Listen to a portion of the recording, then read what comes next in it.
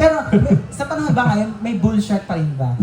Siyempre wala. Wala na. Sa Taal Lake. Sa Taal Lake. Yes, sa Taal Lake. wala. To clarify. Yeah, Oo. to clarify. To clarify. Baka So, mamaya sabihin safe po na mag-aqua park.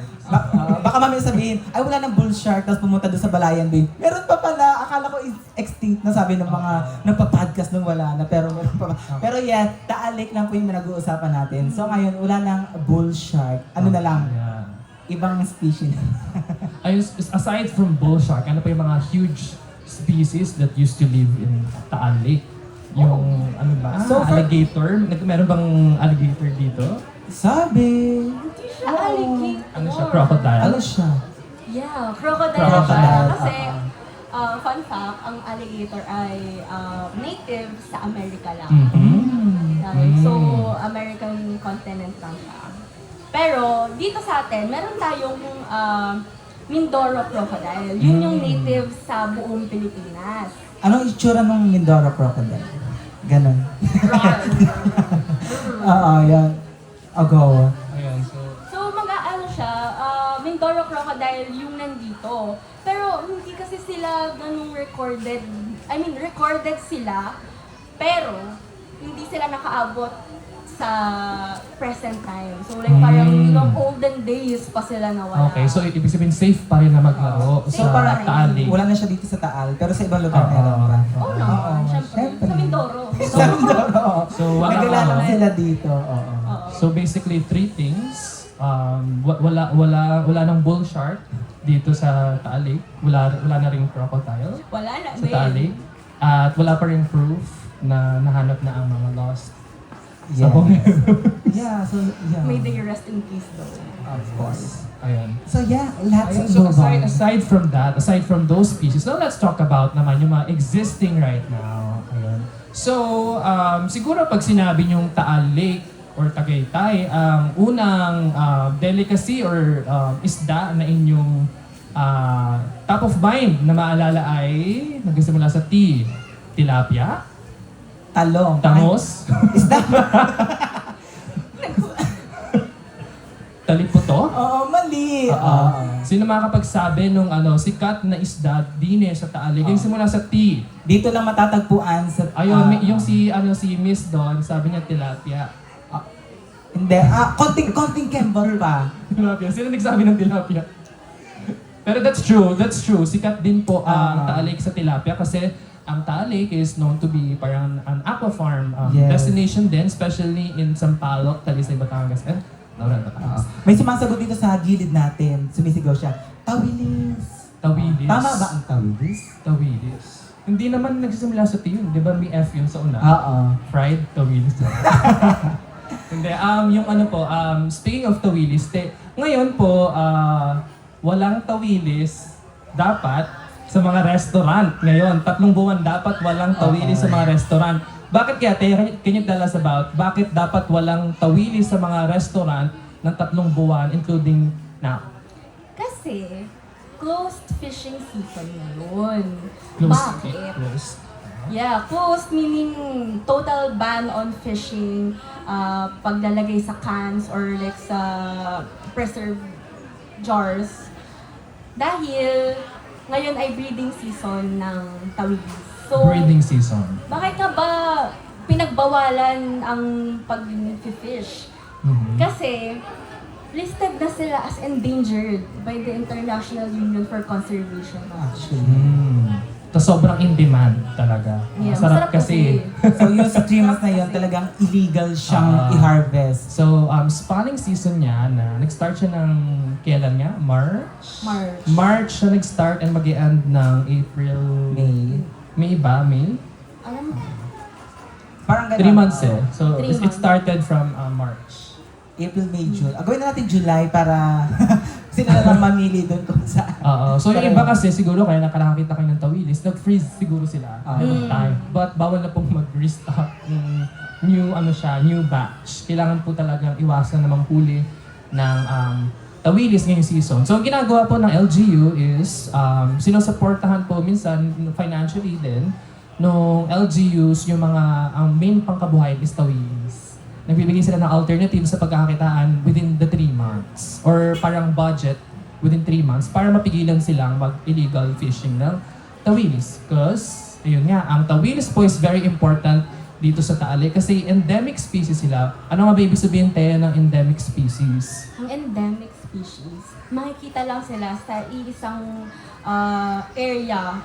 Sabihin natin, sa Taal Lake, meron tayong 4 na endemic species na nandito, including tawilis. So, anywhere in the world, hindi kayo makakita ng mga yan dahil dito lang sila nakatira. Yun ang endemic species. Oo. Kaya ganun na lang supportahan talaga ng mga LGU yung pangkabuhayan. Kasi kapag mawawala ang tawilis, mawawalan na yung record na sa mundo. Mag-extinct na yan. Kaya kailangang alagaan natin. Ang breeding season nila dapat talagang walang manghuhuli. Do not disturb. Oo. Naka-DND sila sa kayo lawa. bago mag-swimming. Okay. Ayun. So, aside from tawilis, ano pa yung endemic species na makikita dito sa Taal Lake? Duhol matapang. Ano ang duhol matapang? Hydrophis symphyria. Or also known as a sea snake, yung may stripes. Yun, to visualize it, para siyang yung ang buntot niya parang shaped paddle, and then siya yung naglalangoy sa makikita sa ocean, yung stripes yung kanyang ano. Parang ganun yung itsura niya. Cousin niya yun. Yeah, cousin niya, pinsan. Pinsan.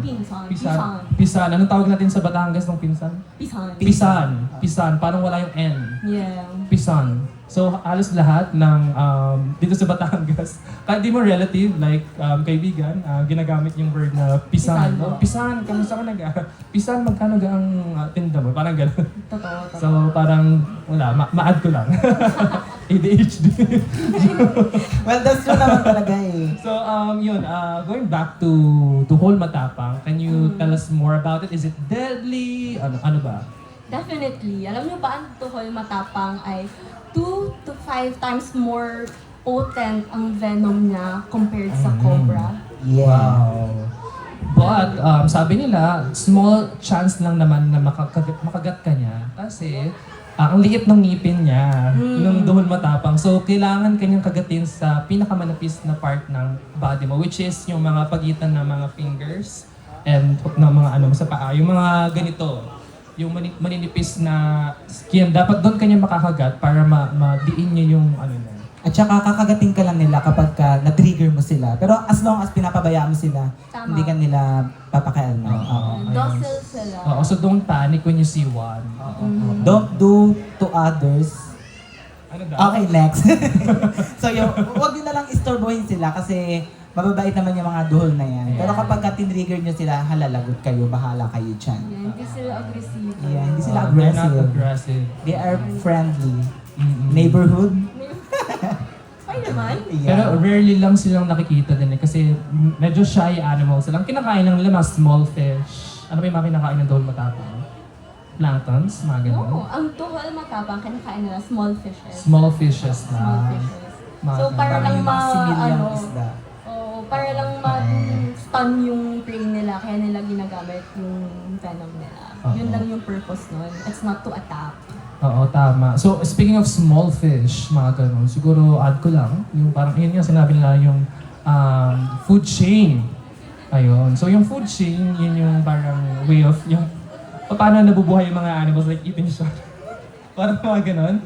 So, parang gusto ko lang i-add na parang, kaya part ko ng advocacy ng mga environmentalists or ng LGU to mapababa yung numbers of fish cages around the area because kapag po dumami yung mga invasive species tulad po ng tilapia, bangus, catfish, yung mga introduce, the big species, yun yung kumakain ng mga maliliit, which is si tawilis, maliit yun. So, aside from close season na pagprotekta sa mga tawilis, kailangan din ng control sa mga fish cages or pag-introduce ng kumbaga yung mga species na kumakain ng maliliit na fish. Oo. Ayun, Sustainable mga- fishing practices. Yeah. So yun, aside from going back to the Duhol Matapang or the sea snake of Taal Lake, ano pa yung makikita sa Taal Lake na endemic? Oh. Or hindi na makikita kasi extinct na. Ano nga yun? Mga biya. Biya? Biya. Biya? Sa English is Volcano Gobi. Volcano Gobi. Meron pa ngayon? Meron pa, di ba? Wala na. Wala na ba? Wala na. Ano siya? Kailan yung last recorded? 1927. 1927. Pero yung dalawa kasi yung biya. Ang biya kasi, pag sinabing biya, very general term na. Pero ang biya kasi, sa English is Gobiidae species. So, ibig sabihin, malaking family to. Meron sa Laguna Bay, sabihin natin na merong white goby. So, pina-farm ang white goby doon. Pero yung goby na endemic dito, hindi na yung pina-farm kasi nga, hindi na sila Hindi na sila nakikita. Hindi na sila Pero may isa nakikita. pang, may biya na tinatawag before, hinuhuli and kinakain din. I don't know kung relative na biya na tinutukoy mo. Hindi. Yung parang gumagapang lang sila sa... Sa shoreline. Yeah, sa shoreline, oo. Yeah. Yung, iba kasi, madami kasing klaseng biya. Oo. Sobrang dami nila na, ang sinasabi kong volcano goby, makikita lang sila sa mismong volcano. Kaya sila tinawag na volcano goby. Ngayon, yung nakikita dito sa lake natin, like sa outer lake, ano siya, belly goby. Yellow belly. Basta yun, may yellow siyang belly. Oo, yeah. Oo. So basically yun yung hina-harvest and Hindi. hindi rin. Ano, parehas na silang nawawala. Nawawala